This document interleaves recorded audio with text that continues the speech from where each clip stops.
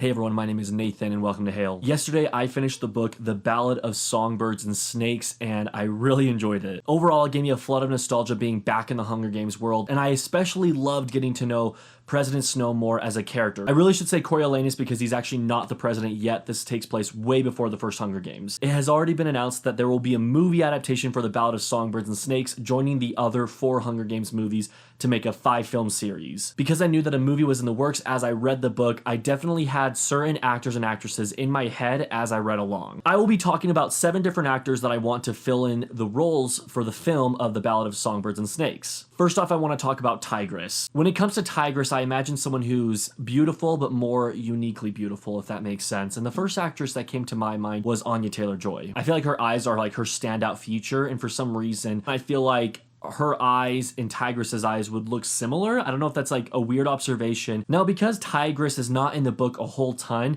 I don't know for sure if Anya Taylor-Joy would accept a role like this because she is rising in stardom and she seems like the type that would want more of a starring role rather than just like a character who's in the movie for just a few minutes. And so it might not happen, but as I was reading it, I like picturing her as the role of Tigris. Next up, we have Dean Highbottom. The first actor I thought of was Bill Camp. Now, Bill Camp is famous for playing a lot of minor roles, I feel like, and I feel like he's gotten more and more popular in recent days.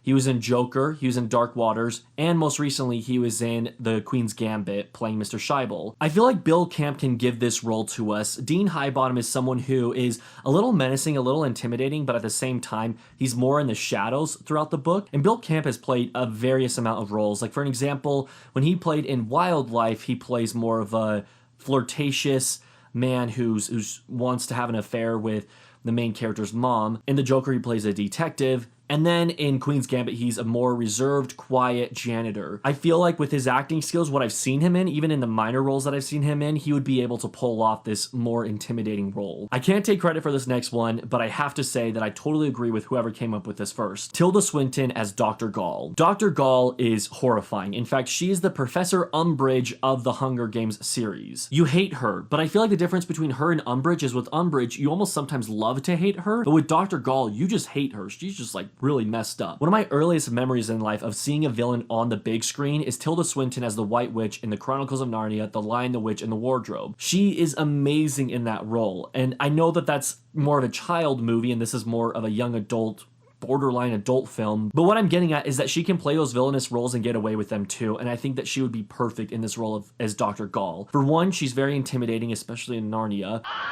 But 2, she's also a great actress. She's a 3-time Golden Globe nominee, and she won the Oscar for Best Supporting Actress for the film Michael Clayton. I would love to see her in a menacing role again, especially as Dr. Gaul. The next character I want to talk about is Mrs. Plinth. This is the mother to Sejanus, and after reading the book and thinking about who could play Mrs. Plinth, I wanted to think about Oscar-winning actresses. One thing that's really cool about the original Hunger Games trilogy is that they didn't shy away from having award-winning actors. Jennifer Lawrence herself is an Oscar winner for Best Actress. Philip Seymour Hoffman was an Oscar winner. Julianne Moore was an Oscar winner. And so what I'm getting at is they didn't shy away from having Oscar-winning actors and actresses in their movies. For Mrs. Plinth, I would love to see Frances McDormand. Frances McDormand has won several Oscars, and she's nominated this year for the role of Fern in Nomadland. Every time I see a movie with Frances McDormand, I fall in love with her performance. Now, the reason I thought of her specifically is because I was called back to the mom that she played in Almost Famous. In Almost Famous, she was actually nominated for an Oscar in that movie as well, but I thought that she was really good at playing that motherly role. She also won an Oscar for her role in 3 Billboards Outside Ebbing, Missouri, and so I think that she's really good at playing that motherly role. I feel like her performance alone could add a lot more development to the character of Mrs. Plinth because Mrs. Plinth really isn't in the book too much, but if Frances McDormand was playing her, it could be a more standout character in the film. And speaking of Mrs. Plinth, let's talk about Sejanus. When it came to Sejanus, I actually had a few actors in mind. I thought back to 1917 and possibly casting George Mackay, or even casting Timothée Chalamet. But for some reason, while both of these actors are amazing at what they do, the actor that I choose for Sejanus is Lucas Hedges. Lucas Hedges has been in several critically acclaimed movies, and he has been nominated for an Oscar for Best Supporting Actor in Manchester by the Sea. In addition to that, he has played Frances McDormand's son before in the 3 Billboards Outside Ebbing, Missouri. We have seen them team up together as the mother and son relationship, and I would love to see it again for this film. Plus, Sejanus is a pretty big character. In fact, he adds a lot of rebellion to the whole entire story as a whole, and I would love to see this actor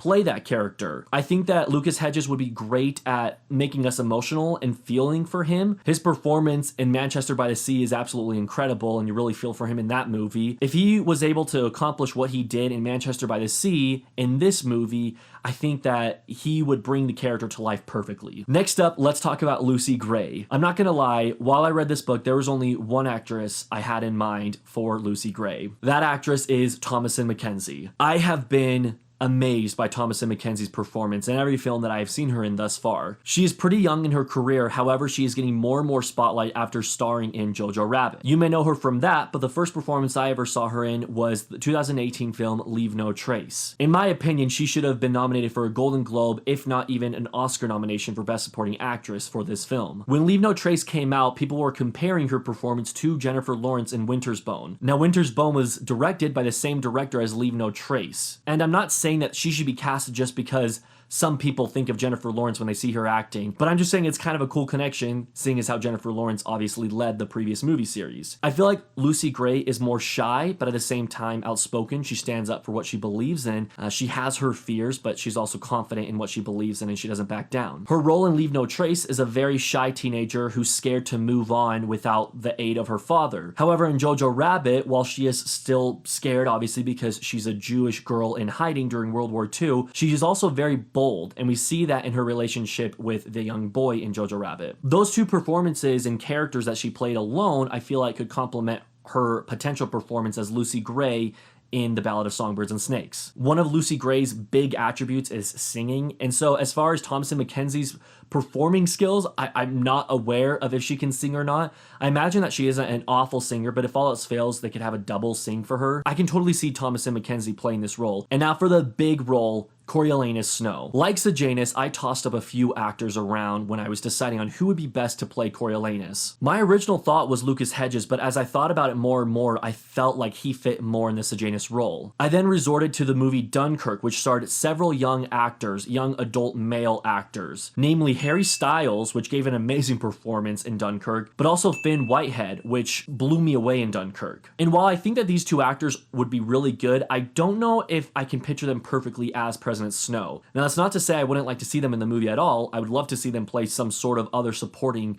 role. However, when it comes to Coriolanus Snow, the actor that I chose to play him is Will Poulter. I promise I'm not purposely pulling actors from Chronicles of Narnia series, because the first movie I ever saw Will Poulter in was the Chronicles of Narnia: The Voyage of the Dawn Treader. I think the reason I lean mostly towards Will Poulter is because he just has an intimidating look. I feel like his eyes are very piercing and intimidating. Like, if I just looked at Will Poulter, if we had a staring contest, I would be a little scared. And that's not to bag on him or anything. I think he's a great actor. I've seen him in several performances. I've seen him in The Voyage of the Dawn Treader. I've also seen him in the Black Mirror special Bandersnatch. And he's played villains before. In The Maze Runner, he played more of a villainous character. I haven't seen the movie Detroit, but I believe he plays a villainous character in that film. If I'm wrong, please correct me. However, what I'm getting at is I feel like he would totally be able to accomplish playing the villainous role. Now, Coriolanus Snow isn't necessarily incredibly villainous in this book. However, you can see his progression to eventually becoming the president someday